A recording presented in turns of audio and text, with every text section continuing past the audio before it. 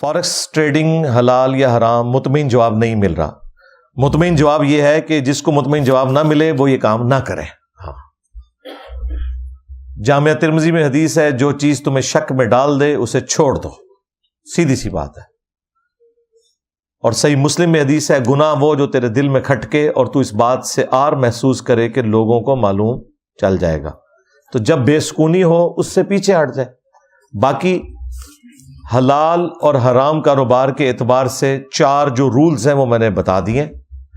دنیا میں 1,00,000 کاروبار بھی ہوں، ان رولز کے مطابق اگر کوئی کاروبار ہے، سیٹسفائی کر رہا ہے ان باؤنڈریز کو، تو وہ حلال ہوگا، ادروائز وہ حلال نہیں ہوگا.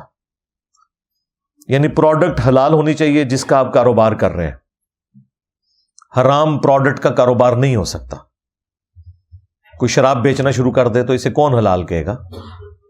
اسی طریقے سے کاروبار میں دھوکہ نہیں ہونا چاہیے، ڈکلیئرڈ ہر چیز ہونی چاہیے.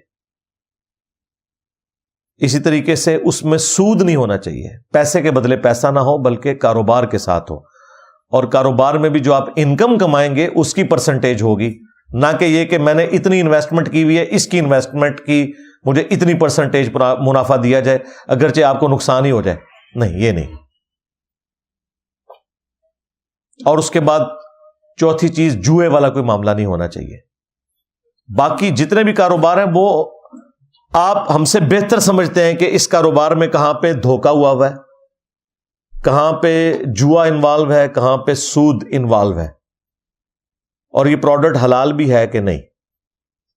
اب کئی لوگ ہیں کاروبار کیا ہوا ہے، انہیں یہ پتہ ہی نہیں کہ انہوں نے جہاں انویسٹمنٹ کی ہے کہ وہ آگے کیا کرتا ہے، اور پھر ہم سے پوچھتے ہیں کہ حلال ہے یا حرام ہے. حرام ہے بھائی.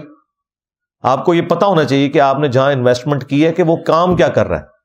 یہ نہ ہو کسی بندے کو آپ نے 10 لاکھ روپے دیا ہوا ہے اور آگے وہ جوئے کا اڈا چلا رہا ہے اور اس میں سے آپ کو دے رہا ہے. اس کو کون حلال کہے گا بھائی؟ حرام ہی ہوگا یہ. تو یہ چیزیں دیکھنی ہے.